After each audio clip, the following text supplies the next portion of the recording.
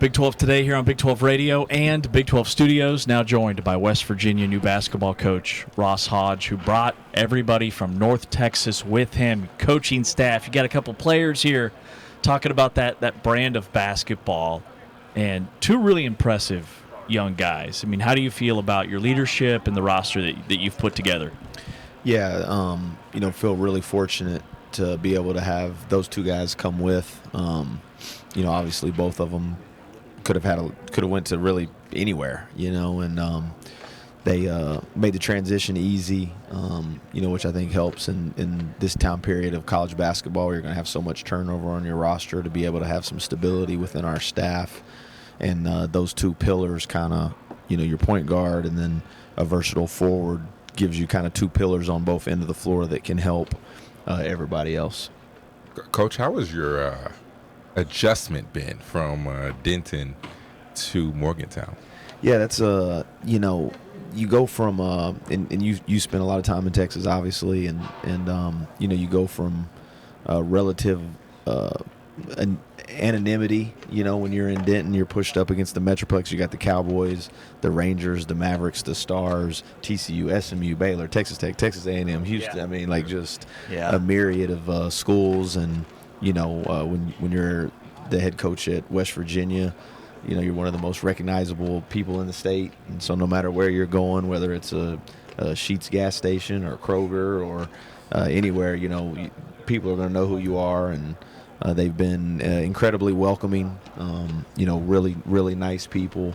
Now, we haven't lost a game yet, so I'm sure that'll change a little bit. But, no, they just really incredible people. And, they live and die, with the Mountaineers. Coach, every single time I talk to somebody about you, the word that they always use is humble, low-key, down-to-earth type of guy. How have you handled this newfound, I guess, quote-unquote fame in this town of Morgantown? Because you're right. When you look at Bob Huggins, when you look at some of the coaches who have been there, you are a superstar because there's no other team there for sure. So how have you handled that, being such a low-key, just, chill, laid-back guy? Yeah, just, try not to just try to be myself, and try to be who I am. And again, I grew up in Texas, and I always say there's a lot of similarities between West Virginians and Texans. A lot of blue collar, hard working.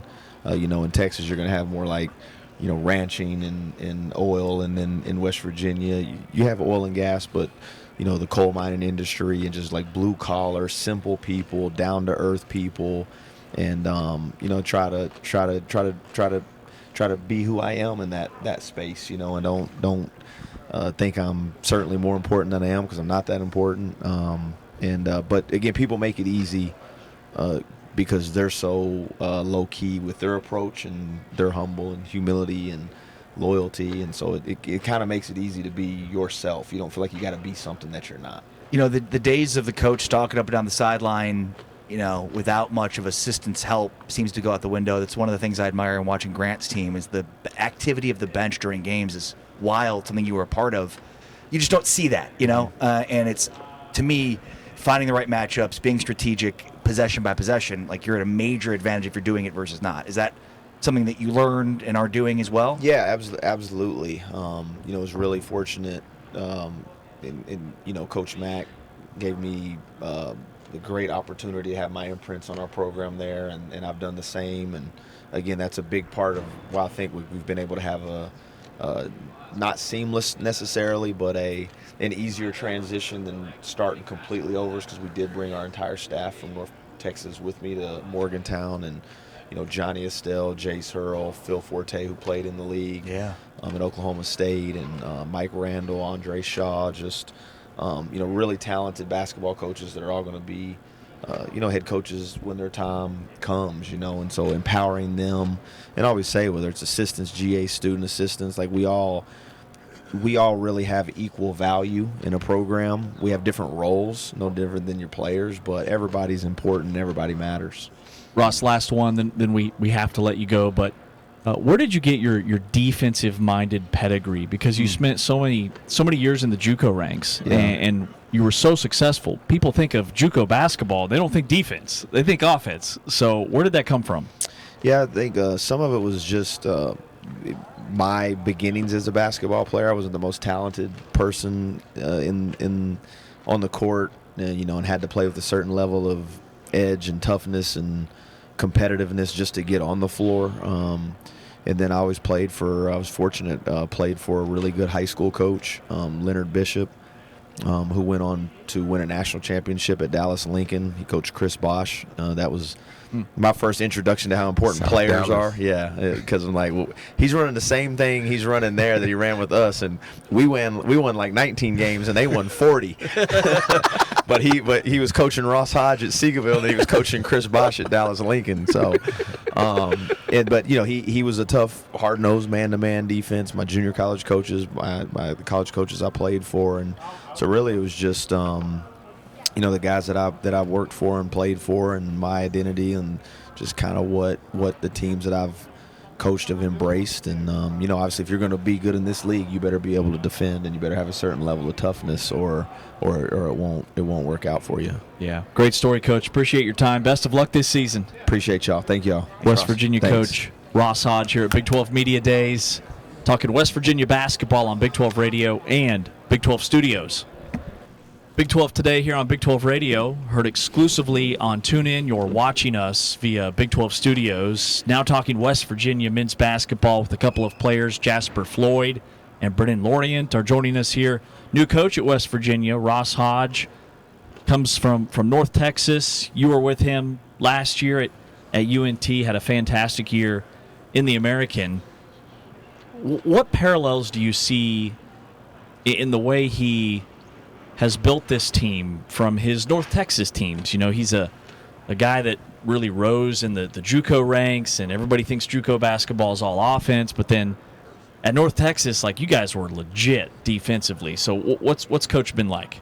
Coach been great. Like you said, he's a defensive-minded coach, and like you said, constructing that roster, he likes those small elite shooters, scorers. Then you got a strong guard and all rotating defense around that. So it's just been great. Like I said, I was there last year. It's been a smooth transition. Yeah, both of you guys, both North Texas players. So, that's an interesting dynamic. We talk with so many players that are here that are on a new team with all new players. And it's like that with West Virginia, except there's some familiarity with at least you guys coming over with Coach Hodge. What kind of an advantage does that give you, especially from a leadership perspective? I would say, first of all, it's a blessing because it doesn't happen everywhere. Right. Coaches don't always take players with them. Let alone the coaching staff, the strength and conditioning coach, the athletic trainer. So just that feeling of being around all the same people that was there last year, and that family-oriented feeling, it's a blessing. From the leadership role perspective, it's great because we basically know we can almost run practice ourselves. We know what's coming up next. We know the drills that they're calling out, how to put our teammates in the right spots and positions to be able to do the things that coach is looking for. And this is my first time being with the same coaching staff 2 years in a row, so it's allowed me to have a sense of comfortability, but at the same time they push me to be the best player that I can be. There are so many North Texas guys at West Virginia. You guys are like the West Virginia Mean Green. It's really weird. Now. The athletic director, it's weird. Right. The connection. You said he brought his entire staff? Entire staff. Yeah, Ren too. North Texas was really good last year. Like, I watched you guys several times and thought that's a really connected basketball team. The way you guys share the basketball. How much of that is his system? I would say, like you said, he's defensive-minded first, but on the offensive end, he really just go make a play, trust in your teammates, and just have faith in one another to get the job done, night in, night out, and just be selfless at all times. It's interesting that you said that on the floor you can see us how it looks like we play really well and connected together. Before every game, he writes up on the board, it says stay together 40 minutes. So it's preached. So to be able to, have someone say that it's shown on the floor, it shows that, the hard work and the things that we do for each other, it pays off. I might have some eligibility left. If guys are coming back to college from overtime elite, Maybe. you go to the G League and come back to college. I don't know what's going on there. Crazy. How do you guys win in the Big 12 in year one? Man, like you said, it's definitely a big jump for everybody. It's our first year for everybody, coach, players included. And I think we just the only way to attack it is just attacking the day every day, getting better every day, and giving our best effort every single time we step out on the floor. I would say just believing in not only ourselves and our abilities, but the coaching staff, and setting goals and believing in those goals, putting in the work to be able to achieve those goals as well. Are there any other players from North Texas that came over, or is it just you two? Just us. Anybody else on the roster? I mean, this is a brand new roster. Anybody else on the roster that has stood out to you guys, flash, that maybe nobody knows about yet, but these are guys that could really play? I'll say a couple. We got our 5 men, Harlan, Obioha. We got a guy from SEC, Morris Ugasuk. He's good, and a young bull. He committed, classed up to come to college. Amir Jenkins. He's a good point guard, and he's not very well known because he didn't play his senior year yet, but y'all know who he will be soon. Do you guys? Sorry, go ahead. Jasper's going to answer that. I was going to add in not only those 3, but Chance Moore from St. Bonaventure. Yeah, my fault. He's a gamer for sure. And then Jackson Fields, he's been out the past couple months, but due to an injury, but he's coming back, and he's going to be an important piece to our rotation too.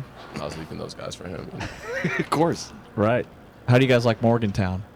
It's a little bit different than Denton, Texas. Way different. We're both from Florida too. You're both from Florida? We're both from Florida. I've called games at West Virginia. It's definitely getting used to, but the fans definitely make it a better experience and how much they care for the team, and because that's the only team in the whole state. So, yeah. So they really love it, and it's just a boost in energy for us. Are you guys ready to play in front of those fans? They're sure. crazy. For sure. In the best way. It's pretty awesome. We keep hearing about it. We can't wait for, putting on a really good product out on the floor for them. They sing Ari's favorite song at the end of every game. It's a whole thing. Country roads, take me home. It's a great song. To the place. Man. I went to KU, but I'll sing it. Let's go. Yeah. Yeah. For real, alumni, KU. Yeah. He went to K-State, so. Okay, stay. I love how I had to bring that up, too, just I in don't know, case. he likes to tell everybody that. I don't Don't, know don't why. be sad come that game. Please don't be sad. I will be, very. Don't do it. I'm just kidding. What's one thing about you guys that fans maybe don't see or know about you guys? We're doing like a personality thing here. Give us a fun fact. Man, I love to offshore fish. Like if you fish. Ari's wearing a fishing shirt. Ish. It's not like, it's more of like a, I have like actual fishing shirt. I love to fish too. Yeah. And I'm sure growing up in Florida, it's like amazing fishing. Amazing, man. I love to fish offshore, inshore. It doesn't matter. Anywhere I'll fish. What's the most fun you've had fishing? The most fun I've had fishing, I feel like most fun you get fishing is probably like going after a dolphin or a mahi. That's probably the best because they give you a real good chase. Yeah, I'd say so. Yeah. Have you caught mahi? Yeah. How big? Probably not too crazy. Probably about 10 inches. Solid fish. Not grown. I've never caught a full-grown one, but smooth. Yeah, I went to Alaska. I turned 40 in August. I went to Alaska, went salmon fishing. Wow. That was fun. They got big salmon up there. Huge, except that we were kind of late for the king salmon season, so we only caught like smaller ones and then had to throw them back. But we caught a lot of the white salmon, the pink salmon, some of the other ones. But yeah, it's a blast, man. There's nothing better. Especially like when you're having a good day on the water. Like, with great people, you just can't beat it. Yeah. All right, Jasper, you going to be able to top that? This fishing talk? I got a son that's about to turn 2 in January. You have a son? Yeah. Wow, that's awesome. Wow, that's awesome, man. Yeah, so pretty much, having that burden, really it's a blessing. Having that blessing to know that I'm playing for someone and something bigger than myself. Yeah, makes you a man. What's his name? Levi. Levi. That's great. Man, that's the sign of a mature guy. You being a father. Yeah, James has 4 kids, and he's not mature at all. It's actually 5. 5 kids. Thanks, I sorry. Oh man, He just had one a second ago. He just keeps having them. They just keep falling out. man, is that your goal? I'm shooting for a dozen. It's like we're gonna make some movies. Wait, are you Wait, serious? for real? It's good. No, Oh, okay. I was about I'm to done. say, No, Fellas, I'm done, fellas. He's got 5 No, with, I'm done. I'm 5 fine. with 3. That's a blessing. 4 was 3 women. 4 too many. I'm one of 7. You and your so- kids? You're one of Okay. 7? Yeah. 2 boys. Okay, you Wow. get it. Yeah, You? Big family. yeah, huge family. You, Brenen? Okay. Yeah, no, I don't got any kids, Not but yet, yeah. I got a big family though. Yeah, How many siblings? I got 5. Okay. See, how much fun was it growing up in a house with all those siblings? A lot of fun. At times. A lot of fun, Ari. Yeah, at times. At times. You don't remember all the fights you had, I'm sure. Like, I'm worried about those. Food, taking your stuff. Splitting We're the not worried time. about that. Look at that. That's awesome. is there good fishing in West Virginia? I'm waiting for somebody to Yeah, take me. yeah. I haven't found, and the boat rentals, they don't offer fishing expeditions, so Really? nah. They only got Chi Lake, but hey, It's got to be Awesome. better than fishing in Dallas, though. Awesome. Awesome. This guy can talk fish all day. All love it. day. Man, you guys are easy to root for. We're excited for West Virginia Yeah. basketball this year. Good luck. appreciate you guys. Thank you. y'all. Take care. you. Thank you. Talking West Virginia hoops with Jasper Lloyd and Brenen Lorient here at Big 12 Basketball Media Days in Kansas City. This is Big 12 Today on Big 12 Radio and Big 12 Studios.